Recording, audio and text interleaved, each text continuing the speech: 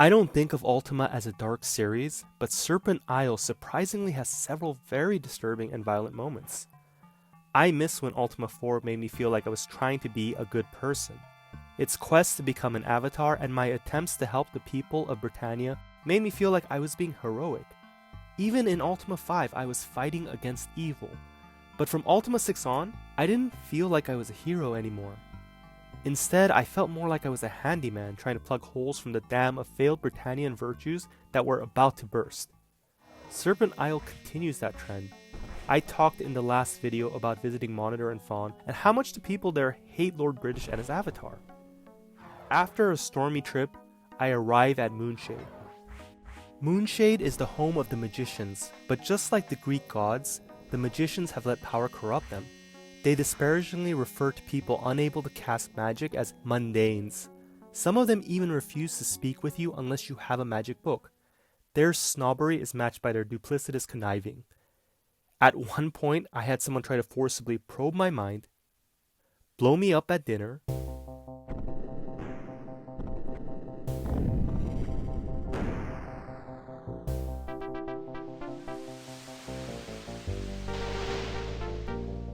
kidnap me in the middle of my walk,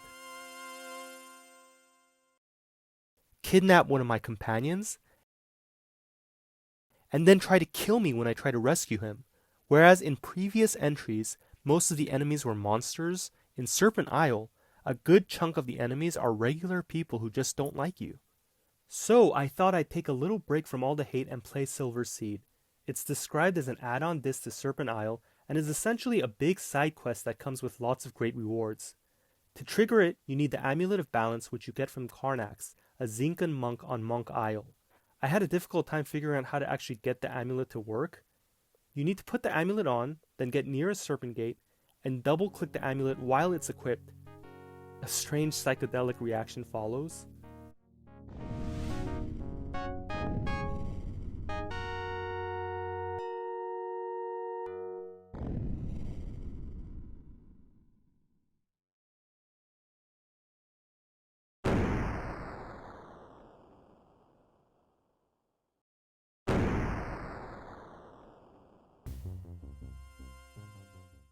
And then you find yourself in the past during the War of Imbalance.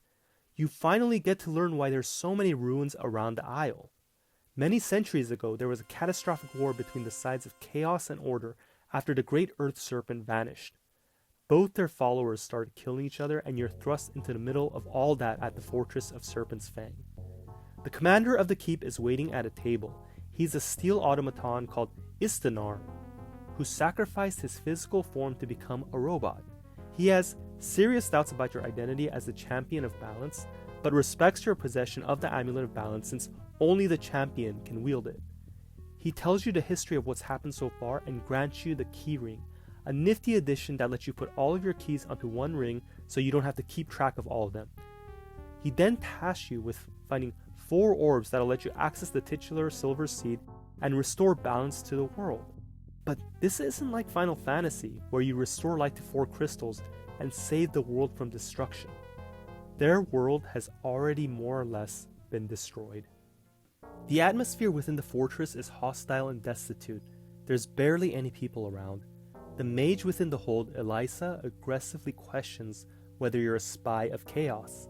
You learn that the first of the areas to visit is the abandoned outpost where the previous commander entered but never returned from. Death is everywhere in the abandoned outpost. The forces of Chaos have attacked and taken over. Burn marks and corpses are the disturbing remnants of their fight. In the prison area, there are Iron Maidens and a skeleton that's been tortured. You find the body of the former commander killed within the prison cell, making you wonder what happened. Had his underlings revolted against him and imprisoned him there? Or was he trying to hide? In one section, a trap triggers an explosion and the undead come to attack. Whatever happened here wasn't pretty. Once you get past the magical barriers, you find the orb. You also gain a belt of strength that greatly increases the avatar's strength. The environment within is gruesome, telling a story of pain and tragedy written through blood.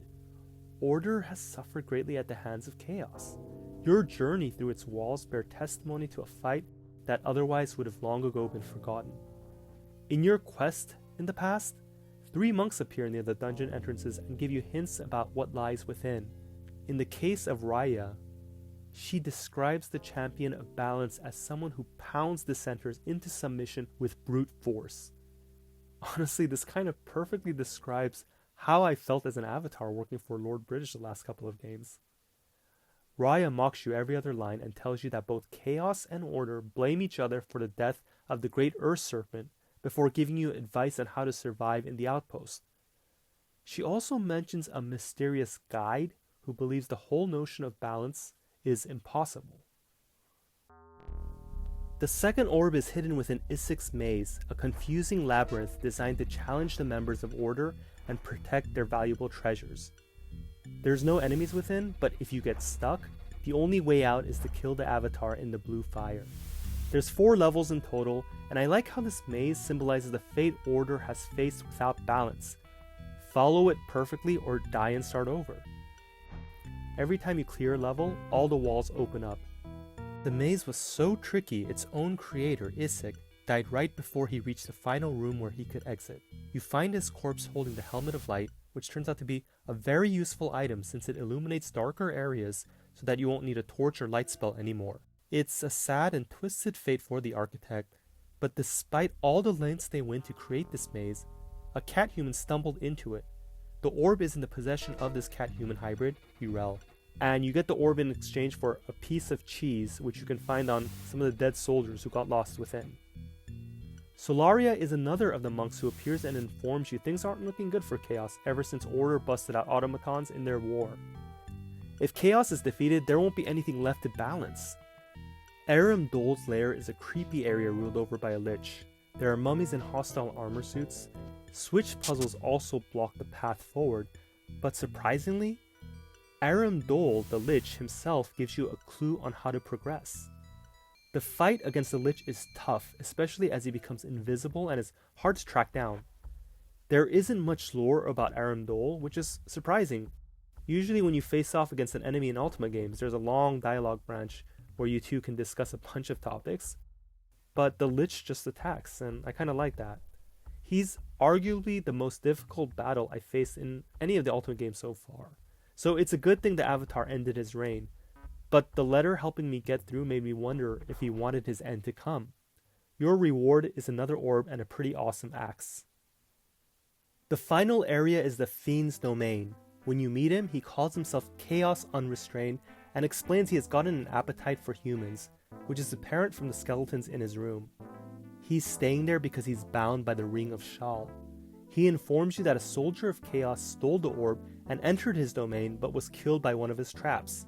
He also reveals he used to be the Wizard Shal and turned into the Fiend after he made a deal with Chaos to help him finish the ring. The corpses in the room that he devoured were former allies who defied him. It's a dark ending for a man who pursued power. The last remnants of the Wizard Shal did his best to hide the ring from the Fiend by entrusting it to a suit of armor who hid it somewhere in the domain. You can kill him, ignore him, or help him. Elsewhere in the domain you find the Soldier of Chaos surrounded by fire and ice. The Ring of Shal, which drove the Fiend to his mad state, isn't guarded by some secret boss or locked up in some special chest. It's hidden among debris like a piece of trash.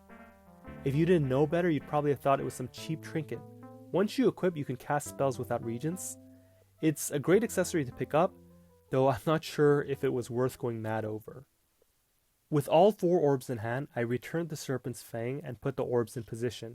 The path to the Silver Seed opens up when the 3 monks appear and reveal they're working for the Guardian. Wait, what? The Guardian was alive back then? Or did he also take a time portal to the past? If so, why did they help the Avatar in the first place? You don't really get an answer, and the only option is to kill them as you need the keys in their possession, though their spirits continue to attack. I grab the seed, run upstairs, and am met by Karnax, who somehow come to the past as well. He tells me to plant the seed. Lightning strikes a few times and the Tree of Balance grows back.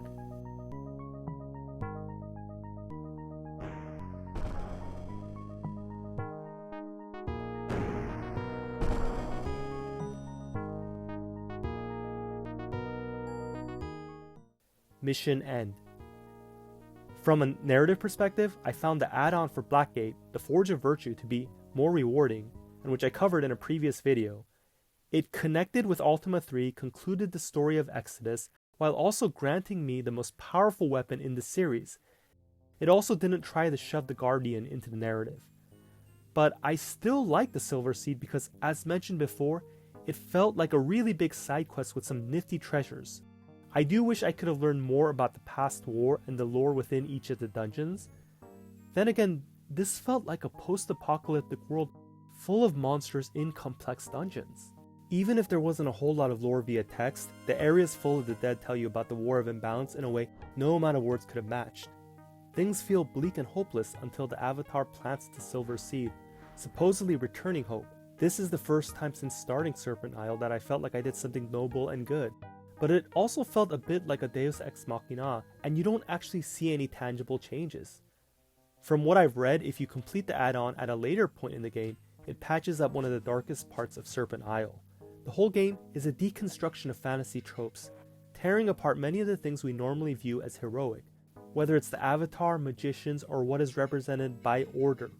It does what the boys did to superheroes, dispel delusions and show what these same elements in a real world with consequences would be like.